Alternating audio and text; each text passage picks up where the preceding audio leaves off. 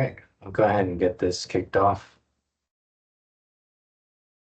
All right, welcome, folks. Today, we're is our second meeting. We'll be talking about CETA performance and compliance for interim performance reporting. And today, it's just going to be me. Austin's out on vacation. And for our agenda today, we're going to discuss the reporting requirements and rule. And then we'll review the draft outline and discuss feedback. And we'll also discuss Vista's customer benefit indicators. So Kelly was kind enough to offer a document with their customer benefit indicators for the clean energy implementation plan. And she's happy to go over any questions as well. Before we jump into things, I always like to get to know you guys better. So we'll just go around and share our name, preferred pronouns, our organization, and what's a skill you would love to learn. So I'll go first. My name is Aaron. I go by he, him pronouns. I work for the Department of Commerce as an energy data specialist. And a skill I would love to learn is press to handstand. And I've been working on that for a while, and I hired a coach recently. And so hopefully I'll get it down. It requires a lot of flexibility and coordination. But that's what I'm working on. A popcorn to Charlie.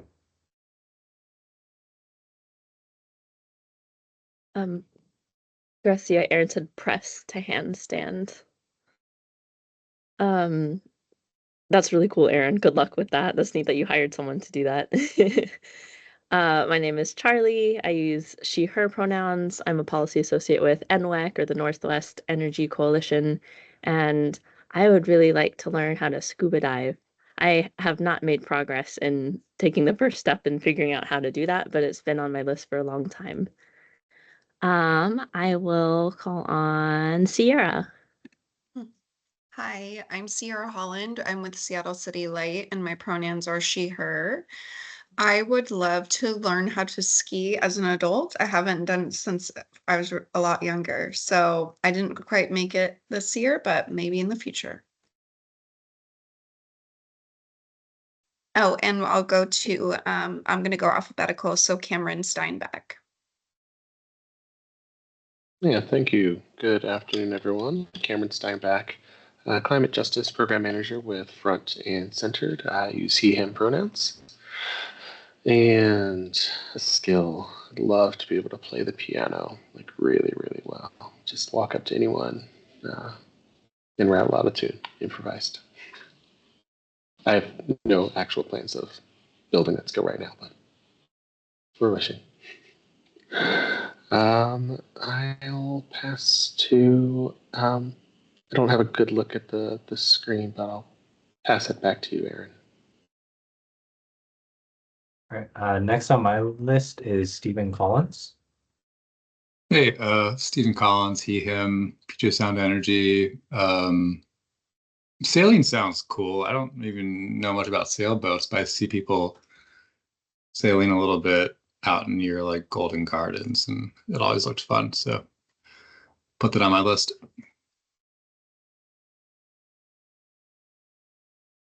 Awesome. Kelly Oh, Dingle. sorry. I'll pass it to Catherine, I think. Did she not already go?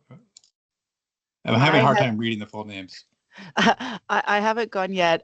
This is Okay. Catherine Patton with the Bonneville Power Administration. I use she, her pronouns. I think that I would like to learn a musical instrument, and currently I'm looking over my 6-year-old son's shoulder while he takes piano lessons. So I guess that's getting me close, but I probably need to actually start practicing myself. Let's see. I try to think of who hasn't gone on the list. I think I already lost count while I was thinking of a skill. Shucks. Anybody want to self-report who hasn't gone yet? I'll go. My name's Kelly, and I think we have a lot of musically inclined people on this call, which warms my heart because I also would like to play the piano. and it'd be going with my guitar skills. I represent Vista, and I lead our CEIP implementation. And I'll pick Amanda, who's my partner in all things clean energy. Hi, good afternoon. Amanda Gehring with the Vista, Regulatory Policy Analyst.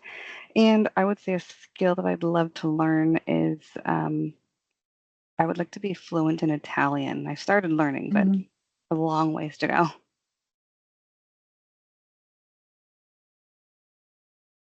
I'm not sure who else hasn't gone.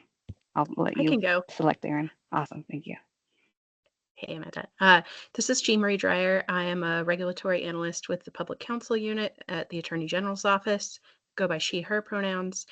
And I have so I'm trying to learn French right now. I started in December, January using Babbel and a host of textbooks and things because I'm hoping to go to Bordeaux, assuming I'm well enough, and in a month or so.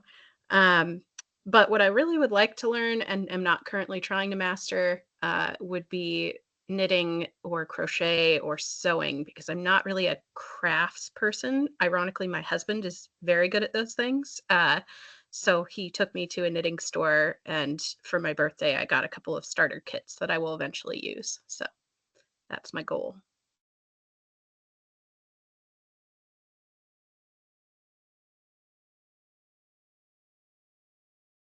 All right, Gracia, do you want to go next?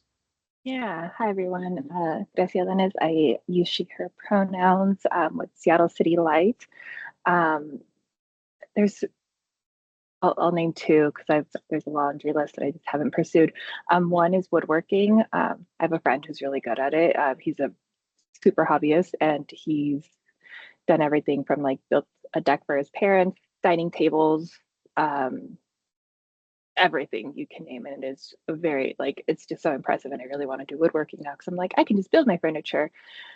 Is my toxic trait that I think I can do it, obviously. But and then the other one I think is a lot more feasible is I want to learn jujitsu like that. I just also need to. I actually have it written on a sticky note that I'm just like look up a class or a place that you can just go and start. But yeah, those are the two things I really want to. I would love to pick up. Am I the last person, or is Steve Taylor? Has Steve Taylor gone? No, thank you. Steve Taylor, Director of Regulatory Affairs for Cowlitz PUD. Let's see here. I would love to learn calculus, so but I'm stuck with doing the piano and French right now. But yeah, it's one of those things where I didn't go on that math course in high school and college, and it would just be really cool to do some calculus problems. Nice. But I'm sorry, but that answer is a little derivative, so we'll just leave it at that. Well, it sounds like we got some people learning French. Maybe you guys could practice on one another. I took 5 years of French, but I don't remember a thing, and it hasn't served me very well, unfortunately. I wish I took Spanish in school, actually. And it sounds like we also have some sportsy people as well and some musicians. Well, best of luck to you all. The new year is still early, so you still have plenty of time for working on those skills. I chose pickleball because that's all the rage nowadays. We have a little after work pickleball wellness league, and our operations department. There's a upstairs storage facility, and we have it. We have a single pickleball court there, and we play doubles three nights a week. So it's we have I think about 20 people that come regularly over the 3 different days. That's a pretty good group you got there. I only have I think last time I organized a pickleball group with my coworkers, I got like maybe 3 people to show up.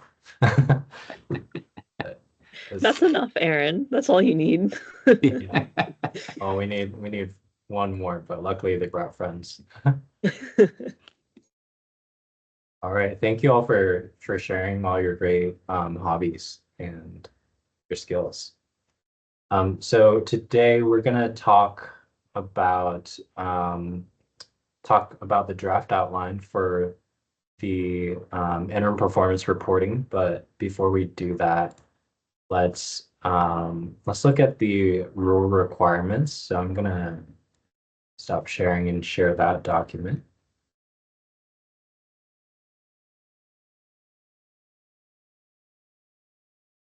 Oh, thanks, Gracia. Yeah, I just Google random ideas for icebreakers, and I have a lot of experience leading clubs, and I try and avoid the corny ones. Like, what's your favorite color? Okay. I feel like this is your special skill, Erin. I don't know if you remember, you asked the question like earlier of like, what's the secret talent or something you're really good at that others would, this is your thing that you're really good at. Cause I too have Googled questions and I feel like I hate most of them, but you somehow find some really good ones. Oh, thank you. I put some thought into it, so I appreciate that. All right, so we'll start off first by just going over the rule language. I just put this in a Word document, so it's a little easier to read. So this is the rule that we're referring to when we do this work. This is the performance and compliance reporting for the greenhouse gas neutral standard and 100% clean electricity standard. And each consumer utility and each investor-owned utility must submit an interim performance report by July 1, 2026. And this continues on, basically saying every 4 years thereafter.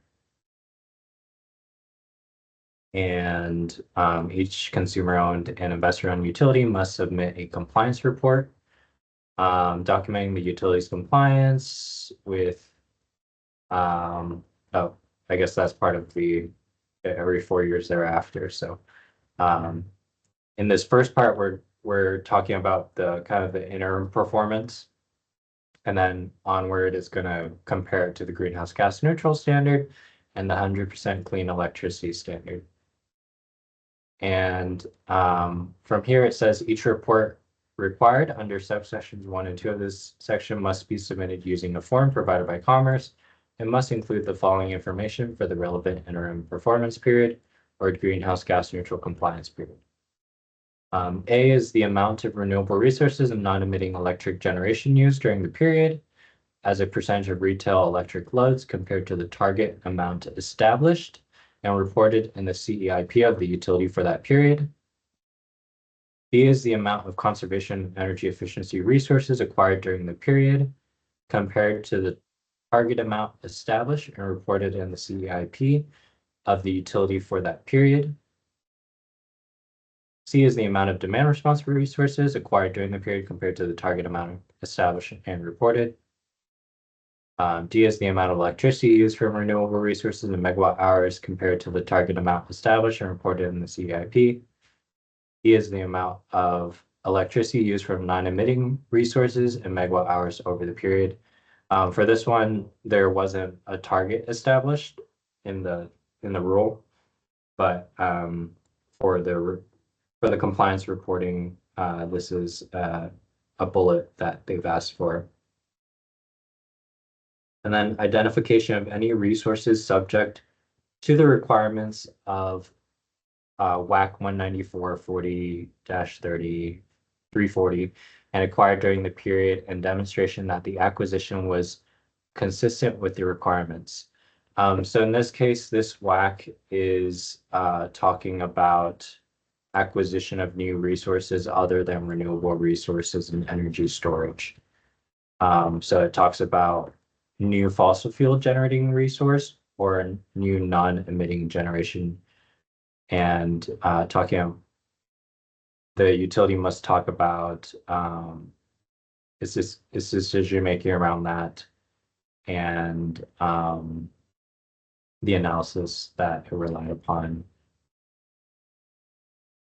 This document through its IRP or any other analysis relied on in making its decision that the resource acquisition is consistent with meeting the clean energy targets under CETA at the lowest reasonable cost, considering risk.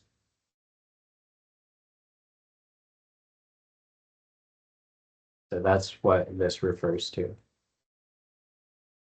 And then a detailed report of any of the alternative compliance options. The only one that would be applicable during this time period would be the incremental costs. And these would apply once we hit 2030 or 2045. We got someone joining us here. And additionally, it talks about a report to demonstrate whether and how the utility is consistent with RCW 19405040. This is the is bullet point 8, and this is referring to the utility ensuring that all customers are benefiting from the transition to clean energy through the equitable distribution of energy and non-energy benefits and reduction of burdens. And that also talks about how the report must provide results for each indicator, establish in the CEIP, an explanation of how the specific actions taken by the utility are consistent with the requirements, an analysis of whether the forecasted distribution of benefits and reduction of burdens accrued or originally expected to accrue to highly impacted communities, vulnerable populations, and non-related customers. For each specific action, they must provide a summary of the actions taken and the results. Any measurement achievement under bullet points A through E of the subsection that is less than the respective target established in the CEIP, an explanation of the variation from the target and any intended actions to offset the variation in the next period. The information required must, so this is talking about the incremental costs provision, and it requires some detailed reporting here. So bullet point 4 here lists basically it requires the utility to provide documentation by year of actual and lowest reasonable costs, documentation by year of the costs that the utility would have incurred, a calculation of the average annual incremental costs, and so on. So it just requires a lot more detail for the incremental cost provision. And then any other information necessary to demonstrate compliance with the requirements of CETA that are applicable during the period. So I just wanted to walk through that, this rule, so that we'd have kind of a baseline of understanding of where these requirements are coming from. And when I drafted this outline, I just tried to put it in a format that utilities could fill out. And so on this first page here, this is more trying to meet the requirements around reporting the interim and specific targets and how the utilities have performed in comparison to their targets. So here you can see that I put a gray field because utilities were not required to establish a target for this, but they are required to report on the actual results. And then here I have the incremental costs provision. And I put a note here that we might need more than just a comment box. We might need utilities submit any relevant documentation via Smartsheet, and because it sounds like it'll require a lot more intensive reporting and kind of analysis. So yeah, so this is probably the easiest section of the rule to talk about, but I'm curious if folks have any thoughts or feedback on this draft reporting format.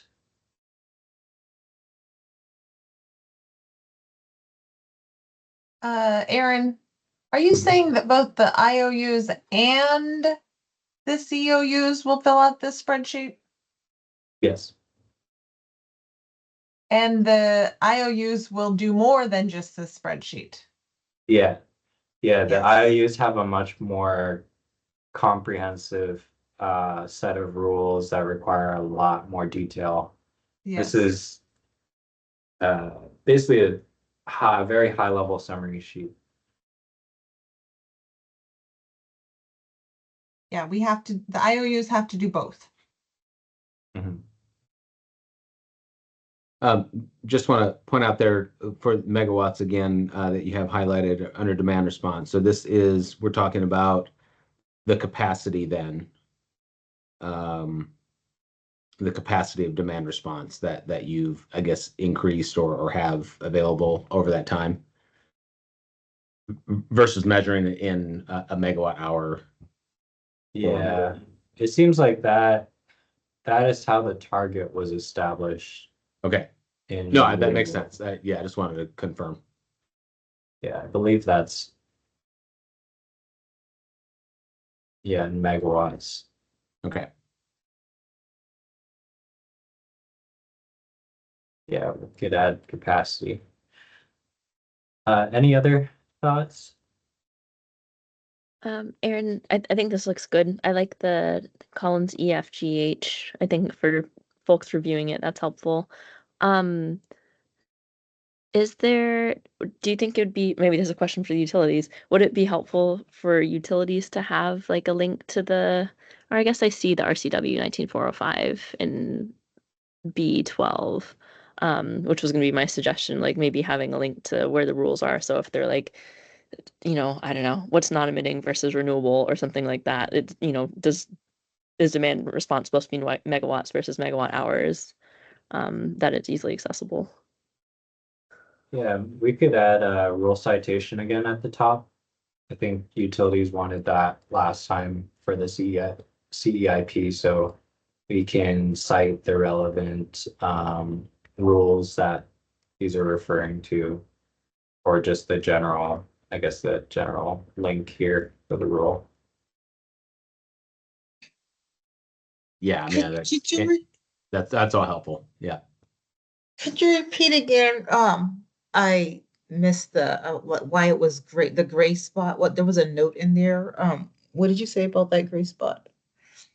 Yeah, so here in the rule, utilities are required to report their non-emitting resources, but they weren't required to establish a target. Oh, okay. So that okay. Yeah, so it's just clarifying basically all the clean energy resources that the utility is using. Okay, yeah. Thank you. Yeah. One thing that I did add here is there was a section of the rule that talks about variation from the target. So I just added it here. Yeah, I was just curious if people thought this made sense to just have it on a row by row basis so that, yeah, they could explain each item and any deviation. Also add a difference column. That might be more for the report viewers or other interested parties. Might be useful info. Yeah, I'll chime in. Like I said, these columns stood out to me because as an advocate, we review biennial CEIPs versus the full CEIPs and CEIPs compared to other utilities. So I think this is super helpful, and including the explanation, because sometimes it requires us like having to reach out to the utilities and be like what happened here? Or what's the plan here? Or I know you said this in an advisory group meeting, but could you say that again? So I think having it in just kind of all in one place like this is helpful. Yeah, this is great. Yeah, I'm glad that it'll be helpful this way.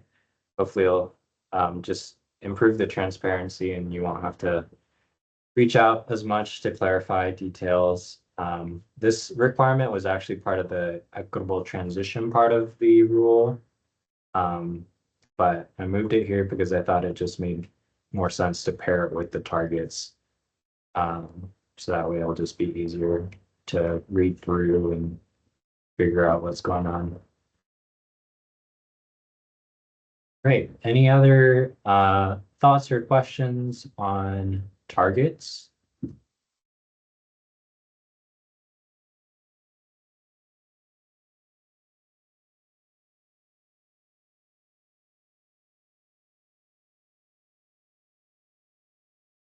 Okay, hearing none, I will move on to new fossil or non-emitting before I go into the equitable transition piece, just because I think this might be the most challenging piece to talk about. So let's cover this one. New fossil or non-emitting. Basically, there was a part of the rule that required utilities to identify any new fossil fuel generating resource or new non-emitting electric generation acquired during the compliance period and demonstrate that is consistent with meeting the CETA clean energy standard at the lowest reasonable cost considering risk. So here we have, we just outline some information that utilities could fill out. So the first one we have is name of the resource location, latitude and longitude, resource type. We have natural gas, coal, oil, nuclear, hydrogen. And then we have explanation of how the resource is consistent with meeting the CETA clean energy standard at the lowest reasonable cost considering risk. Then we have a question asking how did the utility mitigate potential risks to highly impacted and vulnerable populations in the acquisition of this resource? How did the utility mitigate potential risks to all other ratepayers in the acquisition of this resource? So that's trying to address the considering risk part of the rule.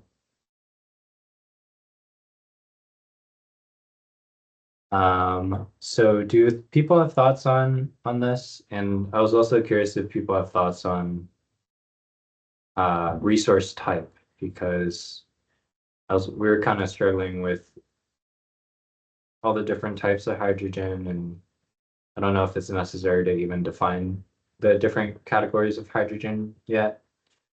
I just think did you want to have coal in there for new resource? Well, yeah, no, it's probably not necessary because Yeah, most it's utilities probably 2025. didn't acquire any new coal. Well, we can't after 25. So Yeah. that just feel like it's confusing. Isn't this reporting template for 2022 through 2025? Oh my goodness. Yeah. Thank you, Charlie. Sometimes you know what? Sometimes I just need to think. No, that your concern made sense. After this, no more coal. Yeah, this is a look back. I mean, hopefully, yeah, I'm guessing most utilities or all utilities complied with not acquiring any new coal, looking backwards. But just in case they did, I guess we can No, leave it on you're there. right. You're right. You're right. No, I was totally thinking moving forward.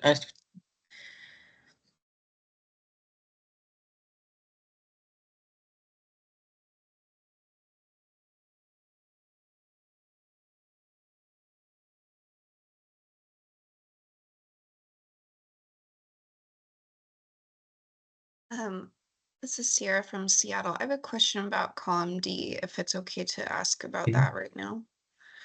I'm kind of confused by what you're wanting here or how that comes into play. The lowest reasonable cost considering risk. Yeah. I think here we're looking at the rule, and that's just the language that they use. If I there's would a have way said to reword that. I'm just looking at the IRP, like that's what our IRP does. We Yeah. didn't require a resource, but if we had, I would have just pointed to the IRP. Mm-hmm. Yeah, so I kind of wonder if that isn't even needed, that column, Okay. but I don't, or that was helpful for you to show where it came from like that. But or like if there another way you would want to ask it to make sure that we're not all just saying IRP, IRP. Is the IRP isn't there a provide? requirement? I'm just looking. I thought there was a requirement for this in the statute in maybe it's 060 or maybe it was 080. I can't remember.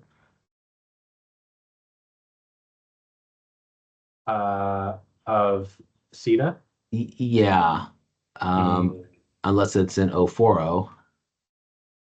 Yeah, and so this is a look back report looking at new fossil generation or non-emitting electric generation. And I believe if you're referring to CETA, yeah, CETA requirement is for utilities to pursue the clean energy standard at the lowest reasonable cost and considering risk. I think here it's just asking for some explanation if utilities obtain fossil generation, like if they decided to get a new natural gas plant, um, how that's consistent with lowest reasonable costs considering risk. Okay, that makes sense. And I don't know, does the RP outline, um, does it look back at current, current or recently procured resources and explain kind of like how it's lowest reasonable costs considering risk and meeting CETA? Not to my, from my knowledge, it's not really like backward looking. It's more of like a forward looking document. So you wouldn't Okay. really be looking back. And it's just a plan too, and you don't always stick according to your plan. Okay.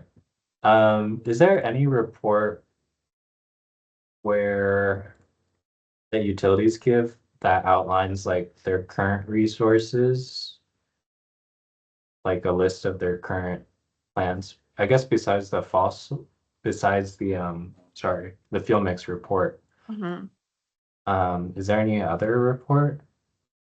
In the IRP, Avista lists all resources, their capacity, and their type. Yeah, Tacoma does too. And I would think that when this is considering risk, it's mitigating reliability risk, and the risk of higher cost to customers. So if the utility had to make a choice to buy this or acquire this resource, even though it didn't meet the CETA standard, but it was the cheapest available and the costs were already going up, they considered the financial risk of bringing this resource on. They kept it, or they acquired it, even though it may have been an emitting resource. That's how I read that. Yeah, that's how I would interpret it. And maybe this box is just asking for, I guess, that justification, which I'm not sure if that's explicitly discussed in the hierarchy, but that it might just be as simple as laying out the reliability or cost justification rationale.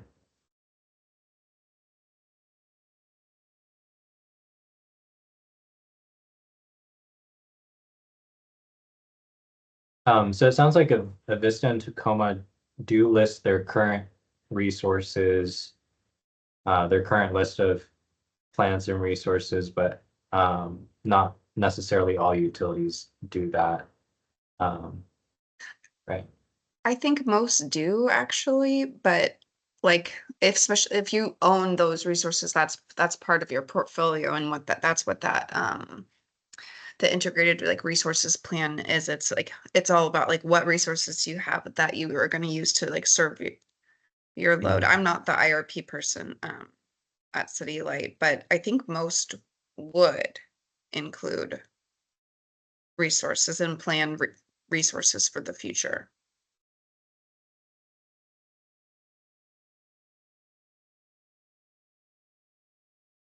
Okay.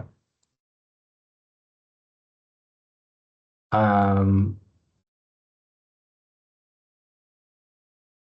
okay, well, I'll take a closer look at some of the IRPs and see if there's that kind of level of detail. I suspect they might not go to this level of detail where they would look at a specific like fossil fuel or non-emitting plant and explain how it meets CETA at the lowest reasonable cost considering risk. So this might still be a good question to ask, just to ensure that that requirement is being fulfilled. Do people have thoughts on the resource types? Are we missing anything here? Does hydrogen need to be broken out more? I think there's only a couple utilities that actually have hydrogen right now or use it right now.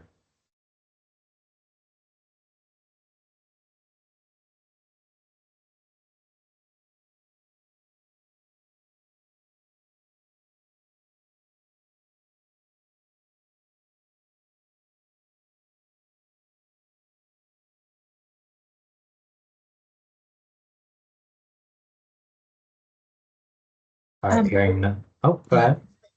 No, I'm just, oh gosh, I don't know why I didn't think about nuclear. You put nuclear under fossil fuel generate. Isn't that non-emitting?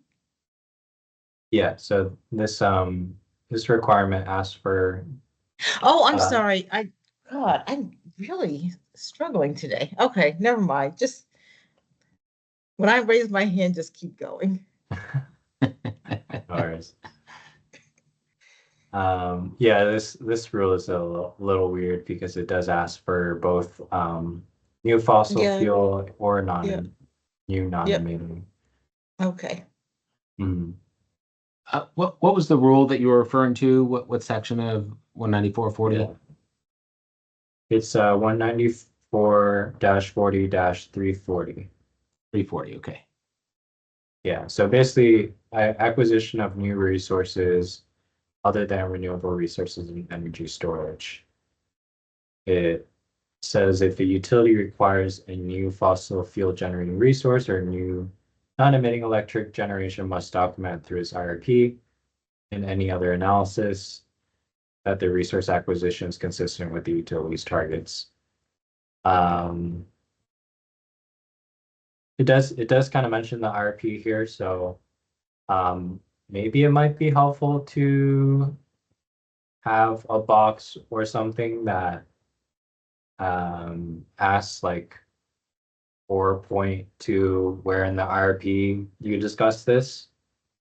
So if the utility doesn't want to explain it here, they could just point to a IRP citation, perhaps. Do people have thoughts on that?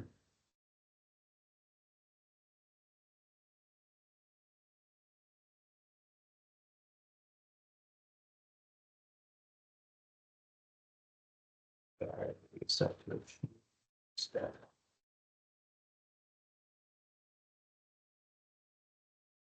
all right, and then these questions are just talking more about the potential risks and whether a utility might have considered potential risks to highly impacted communities, vulnerable populations, or other ratepayers. Uh, and so, yeah, are there other thoughts on these questions? Are we missing anything here? Yeah, I mean, how broad of a term is risk? Are we talking financial risk for the utility, affordability risk for ratepayers, environmental risks, the risk of putting something in someone's backyard. I mean, how broad are we talking about? Because I can also see some conflicts between Section E and Section F, of how you're, in the process of mitigating potential risks for highly impacted community and vulnerable populations. Are you then shifting a financial burden because you're perhaps providing some subsidies or something for those populations? And so are you, or did you decide not to locate something in a particular neighborhood that has vulnerable populations or highly impacted communities, and so therefore you move it to another community? So did you create more risks by mitigating the risks of the one side? And then my next question is this, are these two questions being asked, the last two questions, tied to the statute or the rule in terms of having to respond to that? Or are we just mainly talking about considering risk as it is discussed in the planning terms that, like with IRP?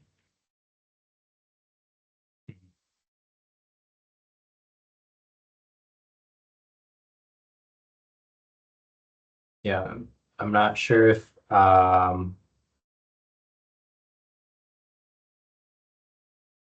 the risk is clearly defined. Because it's probably different from utility to utility. I think we all think about cost risk. But some of us might have risks that are specific to our own individual circumstances. So keeping it broad allows us to address our own individual risks. And then I look at the audit risk that we're going to have when we complete this report and the auditor comes in and says, well, how did you define risk? Or how are you backing up risk rather than maybe just placing words into a report to complete the report? I mean, I think, there is, based on our just past experience with the auditor on energy assistance provisions of CETA, we are wanting to make sure that whatever we're asked to provide in any of these reports or plans, that there's a direct tie and there's clarity, so we don't get dinged.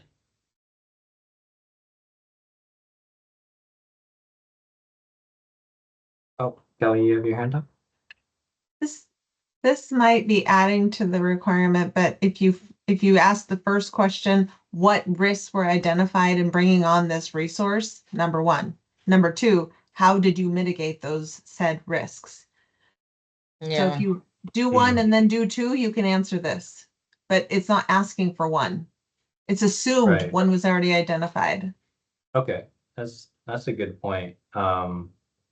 So Steve brought up that we're unsure what the risks are, and Kelly brought up a good point that we haven't made those risks explicit. So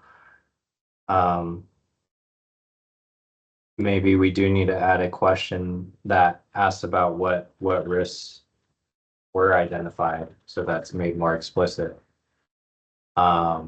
before we ask how those risks are mitigated.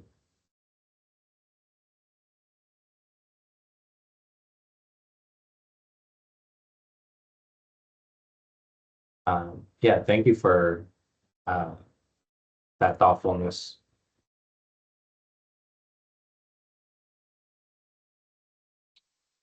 Aaron, so not knowing if risks are common or not, would the subsequent question then read if risks were identified, or like something? I think you have this in a couple other like slides where it's like, if you answered yes to this, then fill this.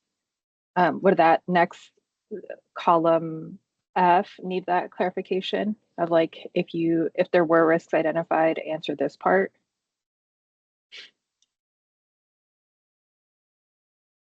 Yeah, so this column would have to be connected to column E then. Mitigate the potential risks identified. Or you just put in parentheses, if any. Oh, yeah. If what? Oh, I was just like, if any, so like, Okay. if there weren't any, then they don't have to answer the question. Yeah, okay.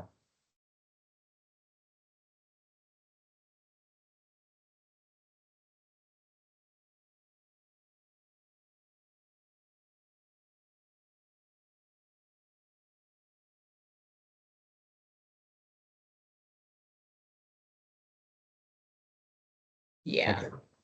yeah.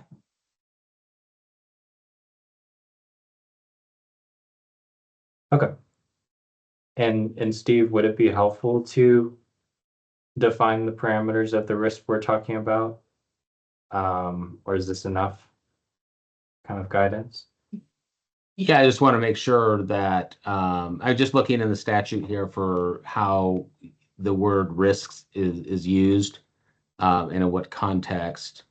I'm still struggling to find the direct reference, and I know there is one because we talked about this in rulemaking, and maybe it's not specifically related to fossil resources. It's more for if there's other resources or when adding resources, you have to do this. Um, this planning exercise. But for those that are on the call that engage in integrated resource planning, when you're looking for least cost considering risk, I would look to the planners to help define what does considering risk mean, and how is that actually um, laid out in your analysis as you're dealing with this planning, because I think that's the risk that we're talking about, I believe. And I thought that mainly deals with financial risk or project risk, but those who are engaged in IRP planning probably can clear that up. So I'll say that we do look at that. So we look at cost risk by looking at we do multiple simulations, and we look at how the cost can vary over multiple different scenarios and price simulations. So it is a cost risk, but we also look at other types of risks as well. So like if we want to, like when we were looking at our Bonneville contract and deciding which product to choose, like having an option, like optionality in the future is one of those things that we look at like as one of those risks. Like if we get stuck into something that we don't have any options to get out of in the future, we consider that a type of risk. So we have like different types of risks that we look at, but yeah, really the primary one is a financial risk. Yeah. Maybe that could just be clarified by saying risks as identified in the IRP. Because it's unlikely a company's going to pick a resource without going through the IRP process, which naturally has risks identified. Mm-hmm. Yeah, and hopefully the RP would in the past the RP wasn't explicitly tied with CETA because the RP predated CETA, but CETA did introduce the Clean Energy Action Plan and additional requirements to the IRP. And so hopefully utilities would talk about some of the other risks as well. It looks like the rule does talk about like risks associated with the transition to clean energy, which is much broader. And I don't know if all utilities necessarily would think about that if they were just to think about integrated resource planning.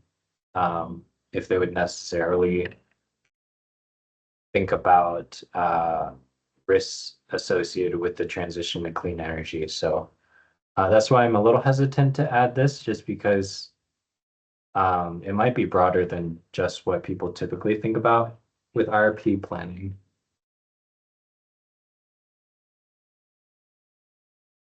It's definitely broad. But I'll keep that comment down. Yeah, and like I was mentioning, I mean, I see in the statute as it's talking about, and also in the rule as it's talking about the acquisition of resources, going through that planning process, considering risk. I didn't see the direct reference to then identifying or the mitigation of potential risks for on the equity side. So, and is that going to also be addressed under the equity tab when we get to that point? So, I mean, are these two responses here that is being requested, is it necessary? Yeah, on the equity tab, we can move on to that soon, but I'm not sure if it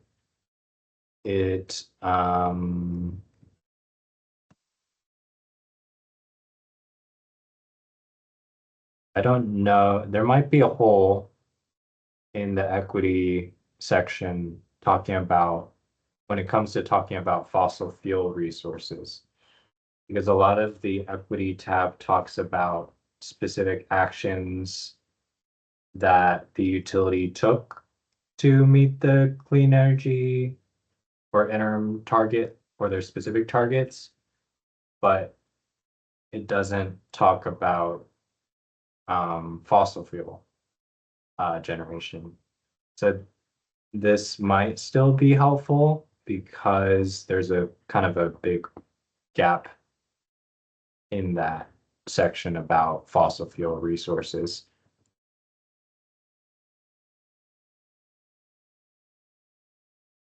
Okay. And this might not be, these kind of questions might not be explicitly laid out in the rule.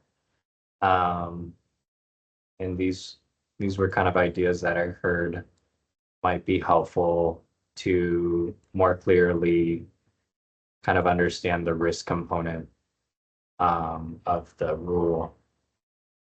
So these are kind of just stretching it out and trying to better understand kind of what that risk is.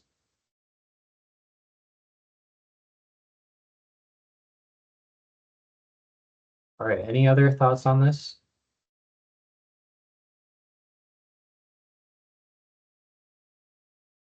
All right, we'll move on to the equitable transition requirement component.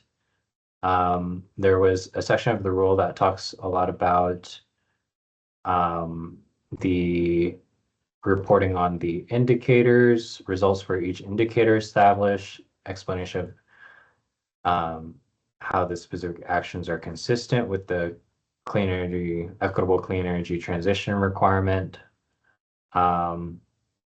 So here we have kind of similar to based on the new CEIP reporting template, the indicators, the CETA category that's relevant.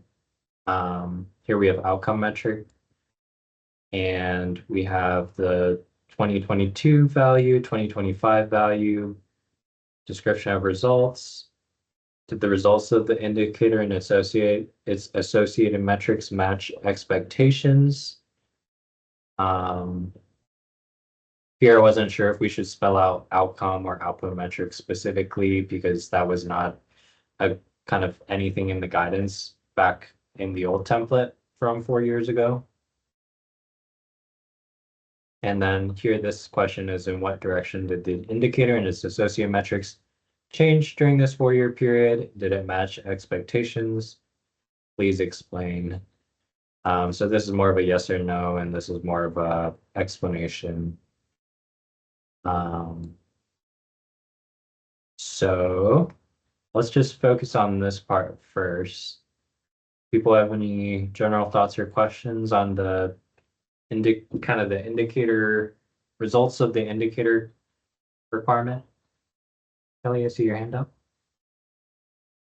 When you say CETA category, are you talking about the benefit area, like the equity benefit area, like affordability, accessibility? energy resilience. Yeah, those kind of broad categories in statute. This would Okay. be the Statutory benefit areas. the statutory benefit areas. Okay. So we could be more clear with that. We would probably list these out As a drop Drop down. Yeah. My second comment is in the G and H category. So Avista did not put expectations to metrics, especially in the first 4-year period. So we wouldn't have anything to report. We would report the actuals, but we didn't set an expectation of an aspirational goal that says by the end of this 4-year period, we want this metric to be at X, and today it's at B. Yeah, but you could correct me if I'm wrong, but you did have directionalities, right? Like Avista did not have directionality in the first CEIP. oh, okay.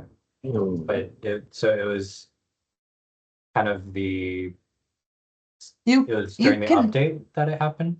Nope. This has never introduced directionality. That was You could Aaron. assume. Sorry, go ahead, Kelly. Go ahead, Kelly. You can assume you want affordability to increase. You could assume that, but nowhere in Avista's writing does it say we want the affordability metrics to go in the right direction to help affordability. Oh, Yeah, I think it was just PSC and Pacific Core. It might have been PSC in their original CEIP and then Pacific Core in their biennial update or something that added directionality. But Avista was the first of the IOU CEIPs to go through the UTC, and they didn't have directionality at the time.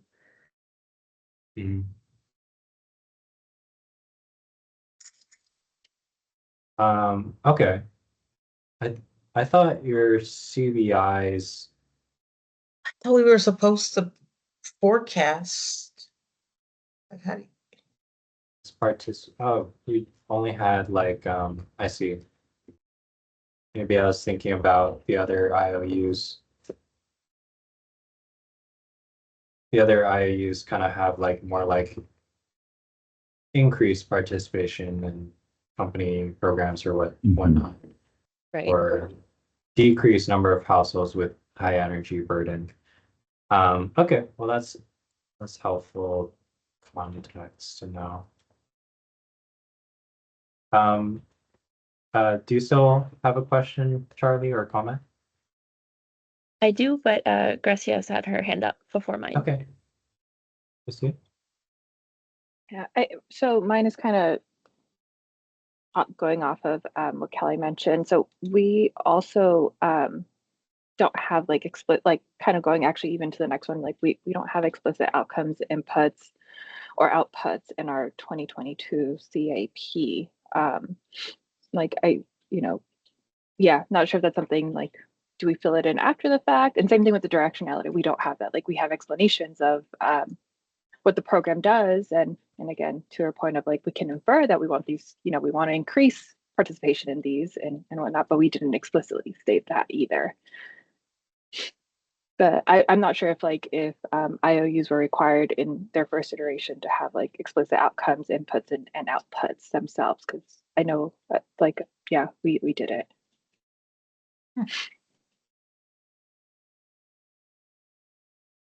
Okay. And I'm just thinking as well, again, the IOUs probably have the most robust CEIPs.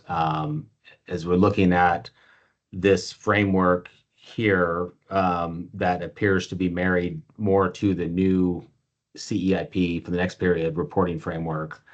I think this goes well with that, but I think we might need to look at something a little more basic for this first reporting period. Okay, thank you. Yeah, part of what was kind of used to develop this was our new CEIP reporting template that we have for consumer-owned utilities that is more kind of outcome oriented, and indicators are described in a way that is similar to a key performance indicator. So it talks more about how utilities are aligned with their goals and what direction they're kind of going in terms of their key performance indicators and their goals. But that's helpful context to know that you could, as Garcia mentioned, you could just infer the outcome, but utilities might not be explicitly laid out what an indicator of success might actually look like. They might have just listed like a metric and not kind of put a direction for their goals in that sense. And part of the thinking behind this was also because Austin brought up that Commerce might have to write a report that talks about basically that looks on what utilities accomplish and how do we talk about it. So he encouraged kind of questions like these so that we could more easily talk about where utilities were going and the results from their efforts. So I think that's kind of the context behind this, these questions. Kelly, you've had your hand up. Do you really just want the first value and the last year's value? Nothing in between? I think for consumer-owned utilities, that is more feasible for them. I know investor-owned utilities probably report this stuff annually. But when it comes to consumer-owned utilities, I think that's probably what we could reasonably ask for, and maybe we could ask annually if you have that data, but I'm not sure if that's as feasible for consumer and utilities. On that question, I did want to ask, does it make more sense to say 2021 as the baseline, and then would this be 2026 value? I agree, it would be the 2021 baseline. Okay.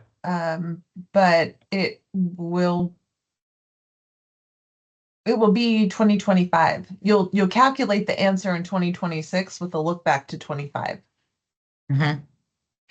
Okay. I almost wonder if you want to have in parentheses or something for 2021 value, have in parentheses like baseline or something. Yeah. So.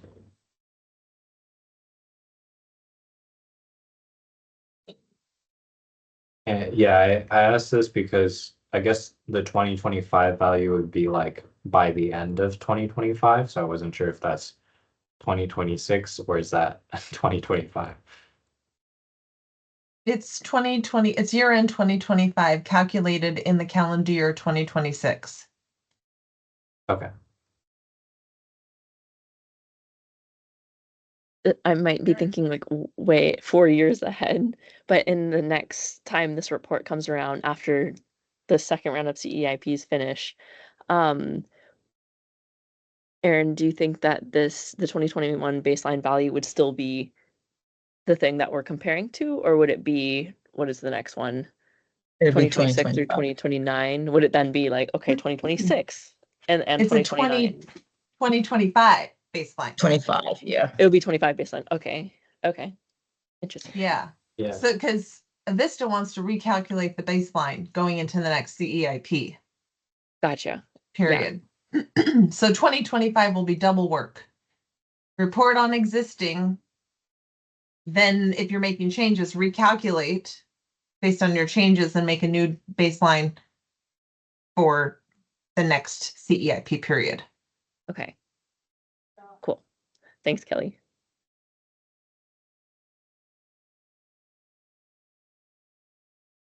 Also, going back to the directionality thing, Aaron, I saw you added a comment there.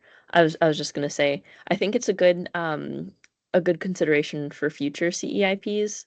Not directionality is not a compliance requirement. Obviously, it's more like the indication of what you want to see or what you think progress is. So I don't think I have an issue with removing or editing those questions that are asking for the expectations of the results.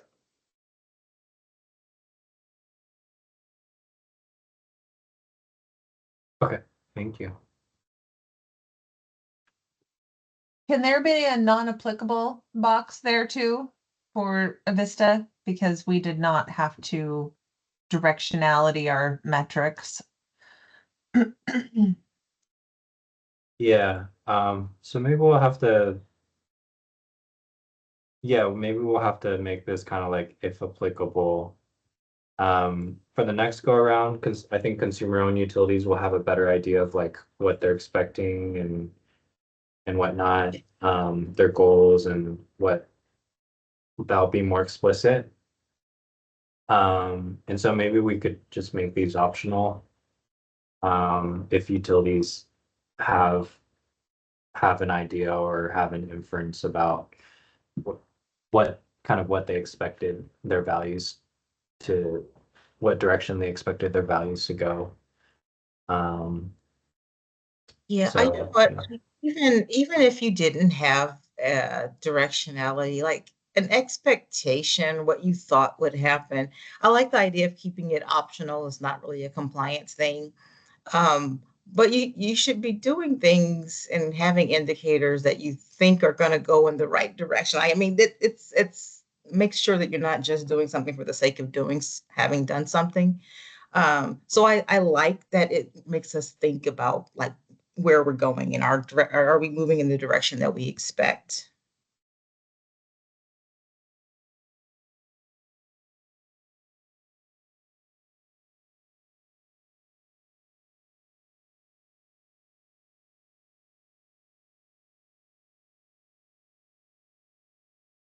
Yeah, that's a good point.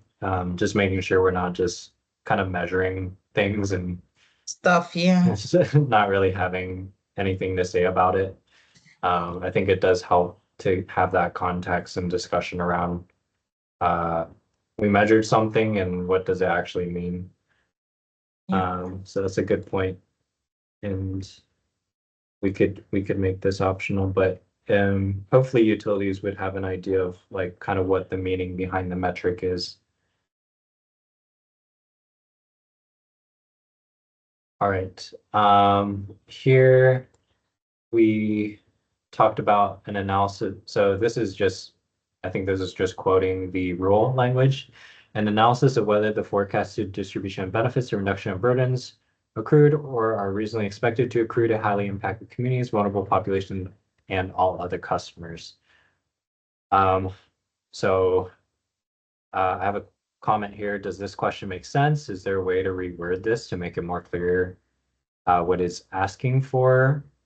Maybe it's asking how have the established indicators and its associated metrics have changed for these customer classes in the past 4 years, if at all.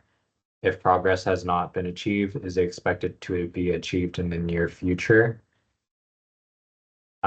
So do people have thoughts on this? I find the forecasting language kind of ambiguous to me. Kelly, you have your hand up? Where's the forecast supposed to come from?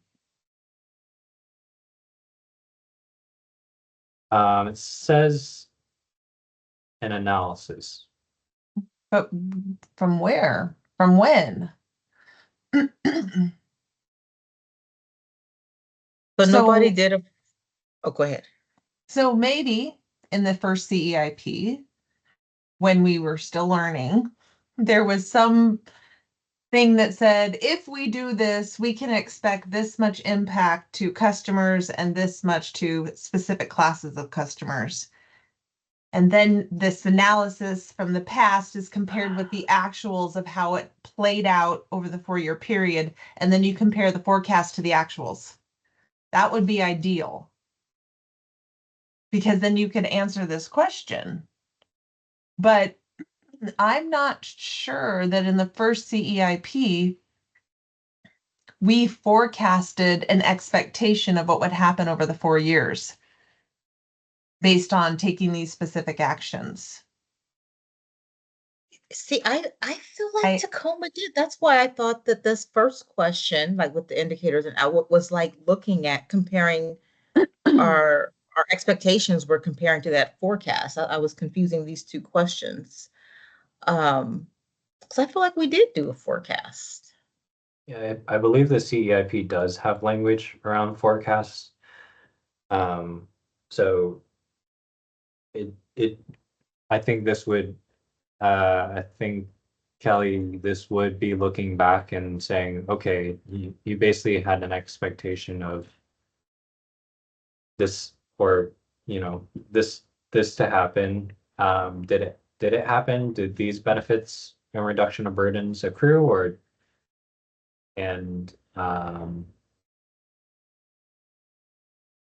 or not? So I think that would be part of the question.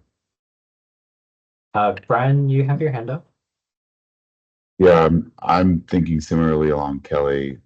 For PSC, I don't know that we had that analysis, but I would also say if we did, I'm trying to look through it now, it probably wasn't quantitative. Like there probably weren't numbers specifically. It probably was more qualitatively. We think these things could help distribute benefits. I just can't do a number like in your column D and E. I don't know that I have a number to tie to it, but I'd really have to go back because I'm sort of leaning towards Kelly. If I don't know if we exactly did it that way.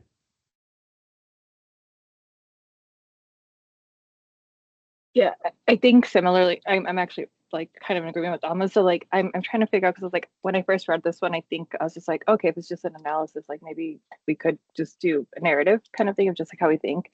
Because as I was looking at our 2021 CIP, like specifically there's like a section in the forecast of impacts tab that we have of like location of resource and narrowing down if it was like, throughout the service area, or if it was an HIC or a VP or whoever we're targeting in that, specific action. So that's kind of the approach that I was taking, but I'm not, again, I was just like reading it initially. I was like, this is how I would write it, like just right off the bat, but not sure if that's the approach, Aaron, that you were wanting us to take.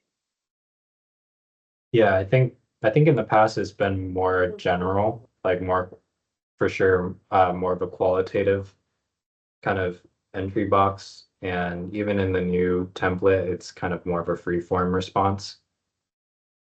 So I'm not sure if utilities have actually done like a very in-depth quantitative analysis, but I think they did have to talk more generally about the kind of the qualitative benefits that they expect to produce, or the burdens that are reduced.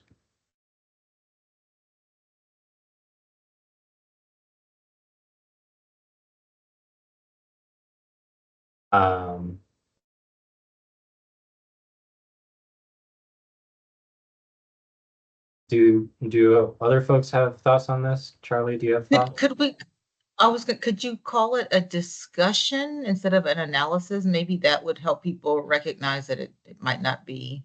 I'm looking at A16, a discussion of whether forecasted benefits accrued.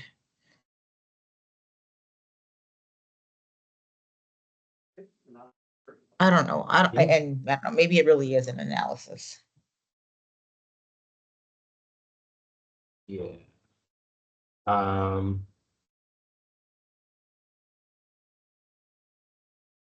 Yeah, this is I think the way the language is here, it says a report to demonstrate how the utilities are, are consistent with the clean energy transition standard. All customers are benefiting from the transition to clean energy.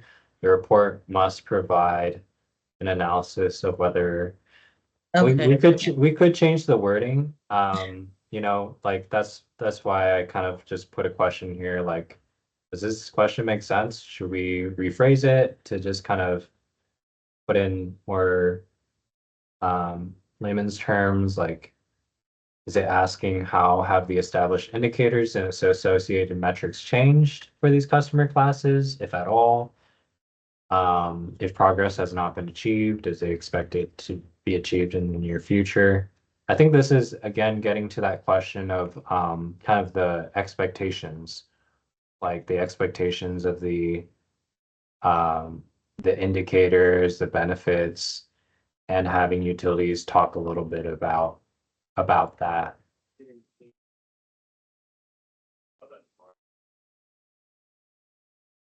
Kelly, you have your hand up?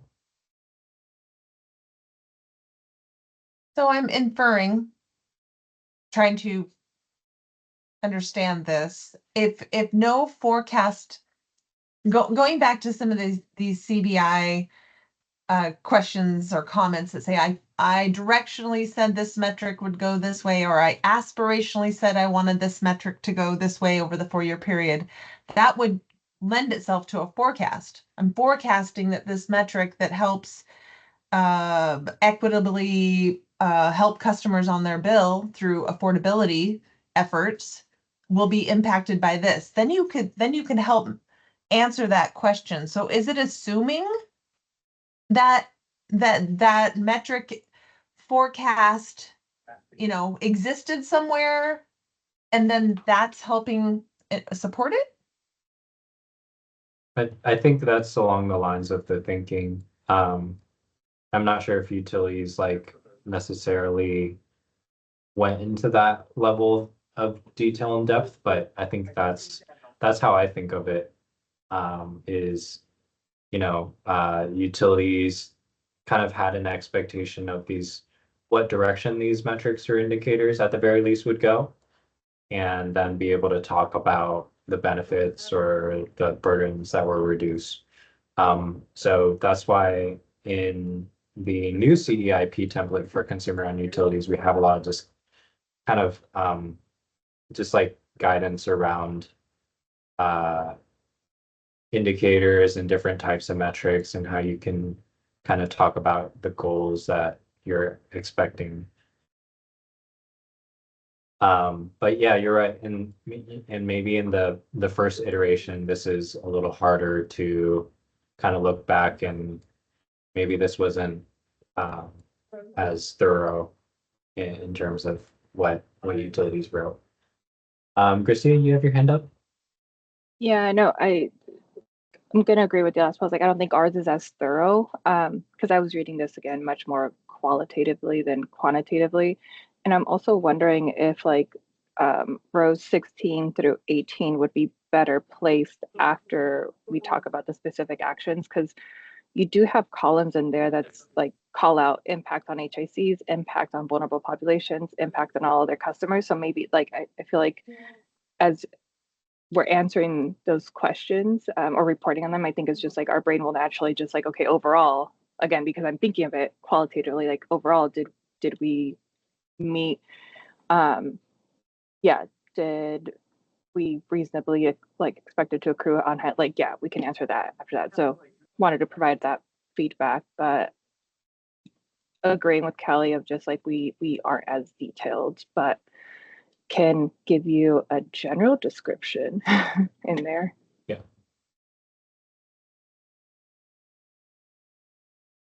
Kelly, you have your hand up again? Sorry. I realize it says forecasted, but that's assumed we made an answer 4 years ago. Mhm. If we didn't make an answer 4 years ago, we can't compare the forecast with actuals, but we could still explain what actually has happened. How did going to the Tacoma girl who just spoke, right? the way that the values and the benefits and the reduction of burdens actually played out in the 4-year period, we should be able to explain that. But comparing it to what we thought 4 years ago, what we forecasted, will be very difficult without a forecast we said 4 years ago. Mhm. Yeah. And it's making me think that this new CEIP, if this sticks, needs to make a forecast something that's set in stone so we can compare actuals in the future when this report is required again. Mhm. Yeah, and I think the investor-owned utility CEIP rule did have something about forecasts as well. I'm pretty sure the COU one has that. And this is the COU CEIP. This talks about report the forecasted distribution of benefits. And I think the investor-owned utility has a very similar language as well. But again, it might have just been, it might not have been something that was talked about so explicitly.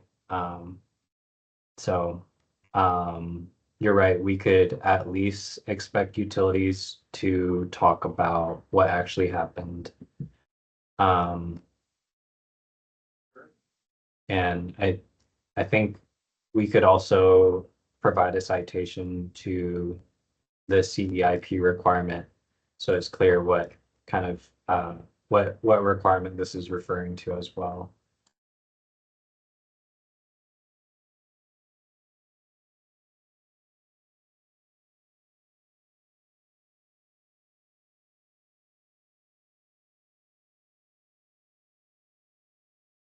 All right, any other thoughts? Just wondering, Aaron, if how many you have you reviewed a good number of that forecast of impacts entries or whatever that from this past CEIP period? Just wondering if you might want to tailor this down to better reflect maybe the more qualitative responses that utilities gave at that time.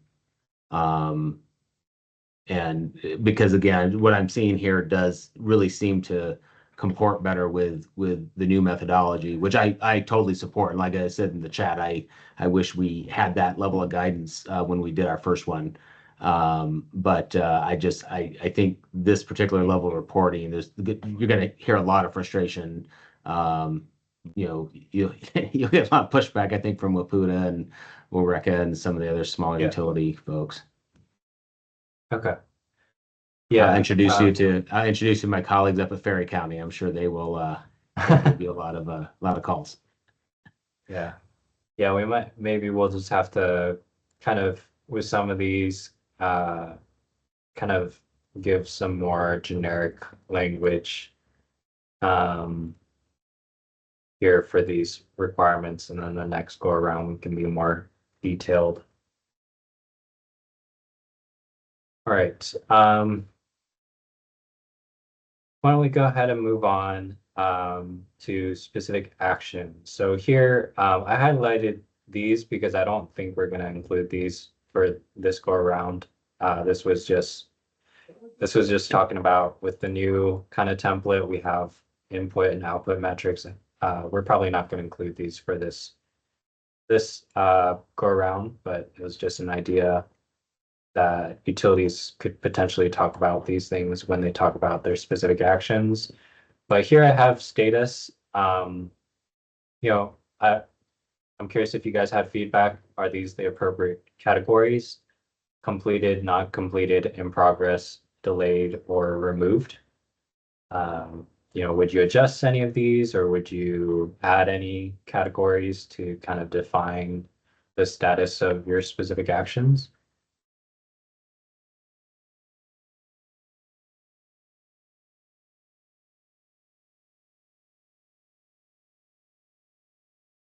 I mean, I just wonder how many of the specific actions in one period are going to continue on into future periods. So if you've set up a new program in one period and it's successful and you're continuing to see, growth in the right direction, for those benefits. I just, are we going to be asked to come up with different indicators and different programs, or for future periods? Yeah, I remember asking about that when we were developing the new COU CEIP template. I was asking folks if it would be helpful to have an ongoing or new category, and I heard feedback that it wasn't necessary to explicitly lay that out. The advisory group kind of gave me that feedback. If that's helpful to talk about here, I'm happy to add something here along those lines. If it's helpful for utilities. But the feedback I heard is that utilities would probably have that information internally, and it's not necessary for them to talk about it externally.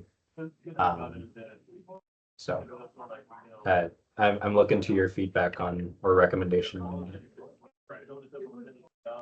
I mean, I guess for an example, like over the last couple of years, we've incorporated low income heat pump, like a ductless heat pump program. And as long as it's successful, we are likely to continue using it into the future. So I don't know how we would say it was completed unless we had it, this is budgeted out, where our goal was to hit this many homes within this period of time. And we met that or exceeded that, then we could say, okay, that's completed, but we still will likely continue on with the program into future periods. Okay. Yeah, that's an interesting, that's helpful. That's a helpful example to think about. Like, how would you talk about that? Would you say, is it, if you're taking the kind of the same action, but you can continue to reap benefits from it, how do you classify that? Is it like in progress, or is it continuing? Is it completed? Maybe we can think more about how to talk about that. I see Kelly, your hand was up, I believe, first, and then Sierra after. My recommendation for that problem is to say that it was implemented and completed, or it's implemented and ongoing.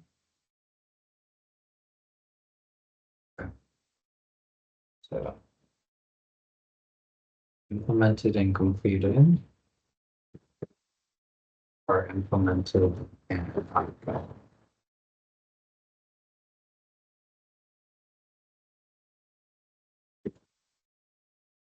Okay. So maybe not would that be in place of completed? Like implemented, is that a better word? You could say implemented and complete, like we're going to issue an RFP. We did it and it's complete. We're not going to, for that particular thing, we're not going to do it again. So maybe it's implemented and complete, or just complete. But or implemented and ongoing is slightly different. Okay. Sierra, you have your hand up? Yeah, I think because some of the specific actions are like it could be a little more nuanced, like Kelly was suggesting. Like some things could be ongoing, like you've done some of it, but maybe there's not a clear like rubber stamp at the end. So I kind of like that implemented or ongoing way that Kelly was phrasing it, because I also was even wondering, I mean, ultimately it seems like you guys are just wanting to report on if we've done anything on these actions. You know, So is there like value of having categories being like, 4 different options, or is it like really the more of the value comes from item or column C? Like, Yeah. Let's see. So column C is summary of actions taken and results. This is just kind of mhm. like a high level summary. I think for the sake of making things easier for commerce to report to the legislature, it is helpful to have categories so that we can easily say like, oh, utilities, on average completed 80% of or implemented 90% of the specific actions that they laid out versus if it were only like 10% or whatever. Here we could read in more detail about the summary of actions taken and the results, but it'd be harder to provide high level kind of Yeah, statistics and stuff. good point. Yeah, that makes sense. Yeah.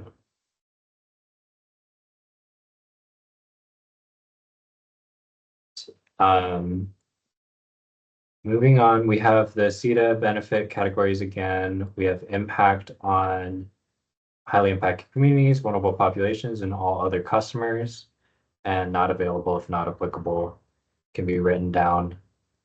So I think this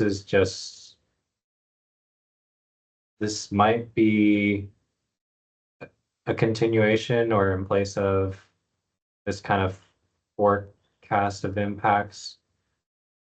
I think let's see.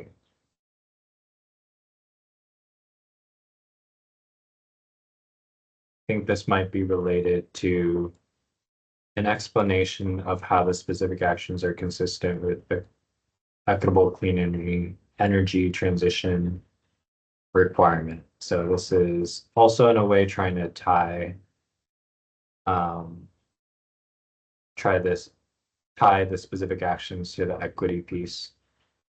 Do folks have thoughts on this part, front and centered, and why? You have thoughts on this?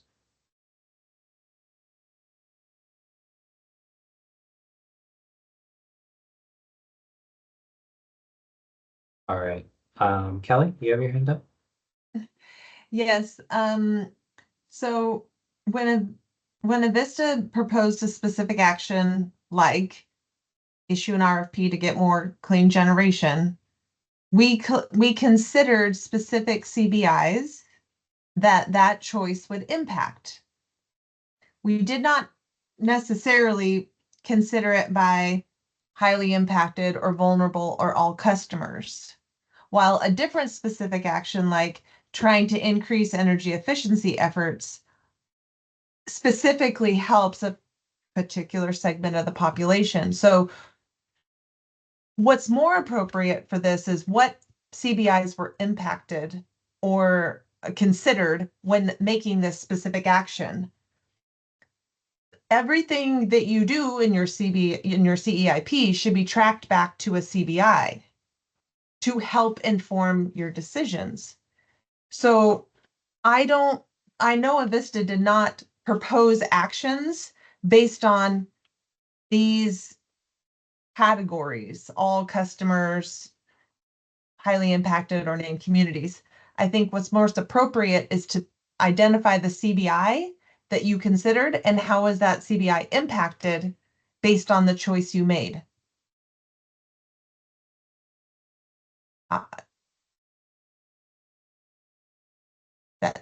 That's my 2 cents. Because then Avista would have to go back and say, here were our 17 specific actions. Let's calculate how that impacted highly impacted communities versus all customers. It doesn't, we're not dealing with that. We're dealing with metrics that encompass those populations. Anyone else want to back me up on this? No, you're saying it very well. I mean, I'm just looking at all the numbers that are being requested here and the data that's going to have to be collected, and I'm multiplying that times, 60 utilities. I I don't think you're going to get good information. I think there's going to be probably a lot of guessing and a lot of folks throwing their hands up on this. I and I'm also wondering, I mean, is this type of reporting something that is better done and in a qualitative paragraph that talks about how the utility met certain goals. And I don't know. I mean, I can understand Commerce's desire to obtain this information from utilities and do it in this format because it helps, create this state report to the legislature. I just think there's going to be a lot of data collection burden that's going to be placed on utilities, and I think the quality of that data is going to be suspect in many instances.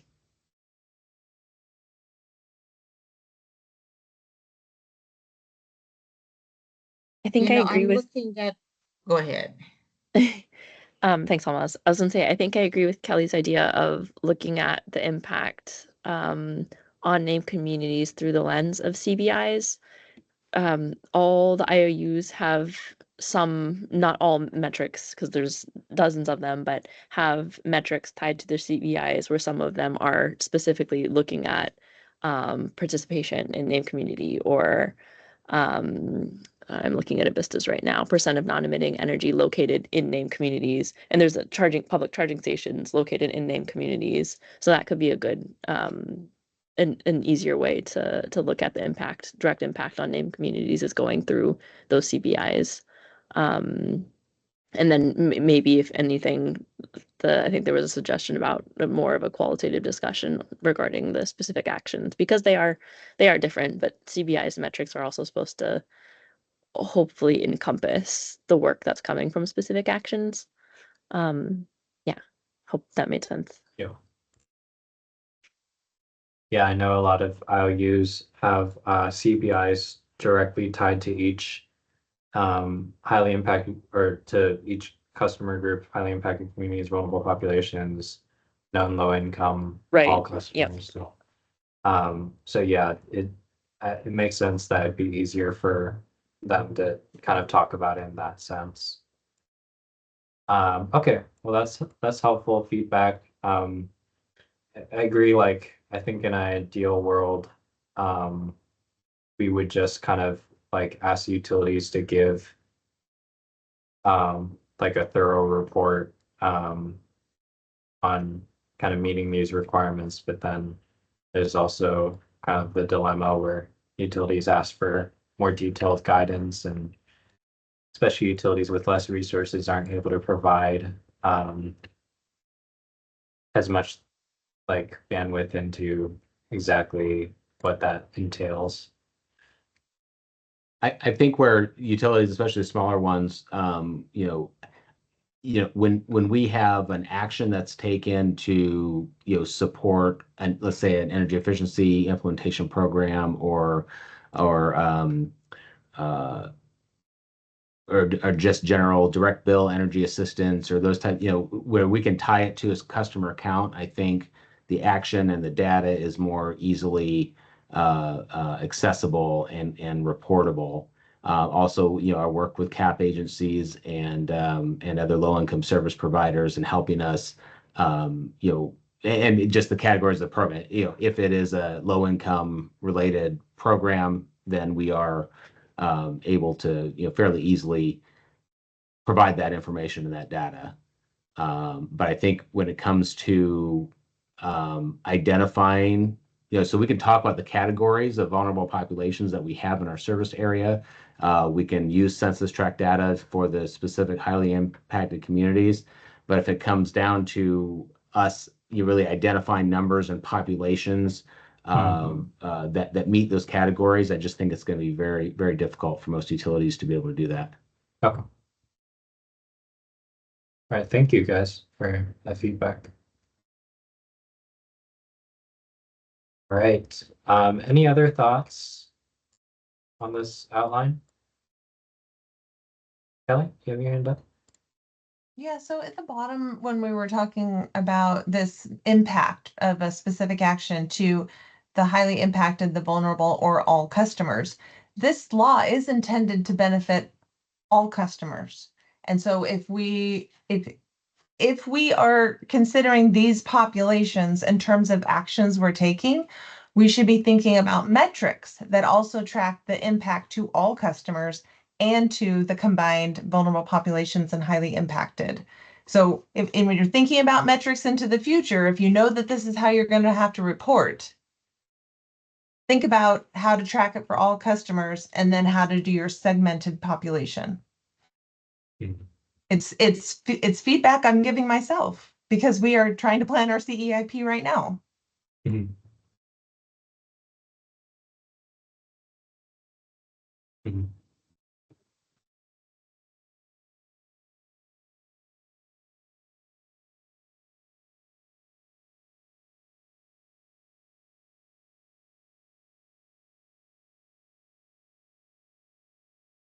Okay.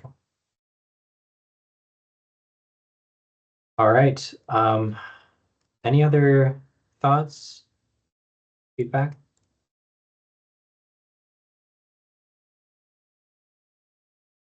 I have something that's probably off topic from this specific thing, but a question that's, I think, relevant to CIP and reporting overall. So CALETs and most COUs are already compliant with the 2030 standard. And so we're coming at this right now, like how do we even improve from there prior to 2030 with all of our various targets. But I've had this question for years about when we're talking about the distribution of the energy and non-energy benefits to everybody, all customers, and then also segments of customers. Are we just talking about the incremental pieces that we put in place for the energy transition? So as we try to go from 85 to 87% up to 100, we're making these small incremental gains. Whereas I would say probably if you're a PSE, you're doing large clean energy resource acquisitions to replace a significant fossil fuel portfolio. So anyway, there's programs that we are engaged in and have been for a long time. Are we assuming, are we reporting on the forecast or the distribution of those energy and non-energy benefits because we're almost there for the clean energy transition? Or are we only focusing on the new incremental pieces of adding to our energy efficiency, adding a few megawatts here and there to increase our clean energy portfolio? Like what is our focus supposed to be? Because I don't want to minimize, I guess, how clean and non-emitting that we currently are at cost prices of power. And so and then you have other utilities like, that own their own hydro projects like Grant and Chelan and Douglas, and they have very, very low rates. But it almost seems that a lot of us are like kind of starting from zero and we're doing this incremental, but yet there's no credit really being given for the clean portfolio that we have had for a long time. Yeah, I think my my initial thought is that a lot of this planning is incremental because the clean energy implementation plan, the main purpose of it is to help utilities plan for actions they will take to help meet the requirements of CETA. And so it would basically be more work if utilities has to list everything they're doing as a utility as a whole, on top of the action, kind of the incremental actions they're taking. And to your point, for PSC, they're going to have to do a lot more work. Maybe that could be a benefit, is that Calus doesn't have to do as much work to meet the the targets. Yeah. And no, so we get that. It's just that when, what we can really report on, we're not going to go out and buy 100 megawatts of wind and solar because we don't need it. So what we're going to be looking at is, okay, well, let's establish community solar programs, or let's improve low-income conservation investments, and to help reduce energy burden and all that.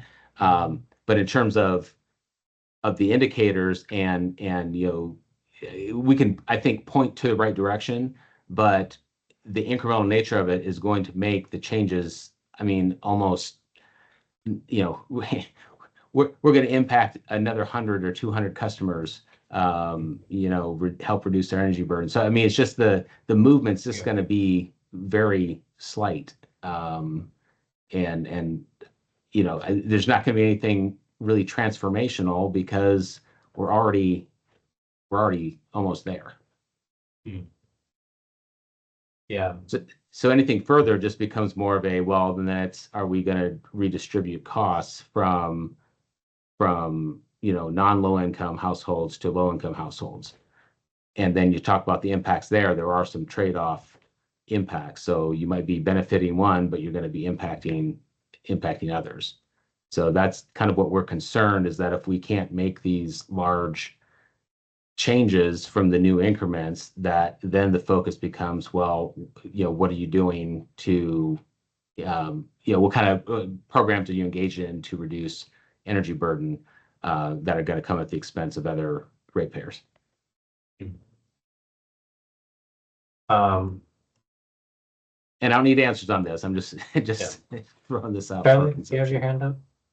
Yeah, which now I'm like, oh, I wasn't not trying to provide a specific answer, but maybe just some thoughts from the, I guess, some advocate perspective, which is, I think that orgs like NWEC want to see utilities that are already, 2030 CETA compliant due to hydro, want to see actions that provide other clean energy benefits, from non-hydro resources, from energy burden reduction, from demand response programs. And I think no one, like everyone knows that a lot of the COUs are already 2030 CETA compliant. So I think that the transformational potential that we're looking at is, or there is still transformational potential. And it's not as much in the clean energy renewable target investment right now through 2030. It's more in that, like I said, those other actions that I think advance a just energy transition and not just a clean energy transition. Because I think that's something that is very unique for Washington, is we don't just have clean energy requirements, we have this equity and just transition kind of framework built into CETA. So I think that's kind of where we would say, like, there's room there to make growth, to make improvements. And of course, balancing it with affordability is like the question of the time. Right. But yeah. Yeah. And that's, I think, what the crux of there is the balancing part. So anyway, I just wanted to throw that out there. I appreciate your response there, Charlie. That's helpful. Yeah, thanks, Trev. All right. Well, I'm gonna have to wrap up. Unfortunately, we didn't have time for Kelly to go over the customer benefit indicators. She provided a great document with Avista's list of indicators and the metrics they came up with, as well as the data sources. I'll throw it out to you guys. Would you guys just want to ask Kelly questions via email if you have any, or would you want me to set up another short meeting to do a run through and a Q&A, like maybe like a 30-minute to an hour session? What do you guys think? Aaron, when's our next meeting? This full group meeting? I think it would be in a month. So if we wanted to do another short session with Kelly, maybe it would just maybe be in a week or two, just to do a quick Q&A. Maybe it's up to Kelly's availability. I would attend if there was like a short hour session or something. I'm open to whatever works for the group. Okay. Sounds Yeah, like that works for people me. would love to hear from you, Kelly. We So, heard from me plenty today. well, they want to hear more, so the Yeah. group is voting for hearing more of you. Okay, great. Well, thank you all for all your thoughtful responses and feedback. I'll coordinate with Kelly to see when she's available to host a quick session to go over the CBIs that Vista's done, and if you have any questions, feel free to pose those at that next session. All right, thank you all. Have a good rest of your Thanks, evening. Aaron. Thank you. you all. Everyone. Thank you. Thank you.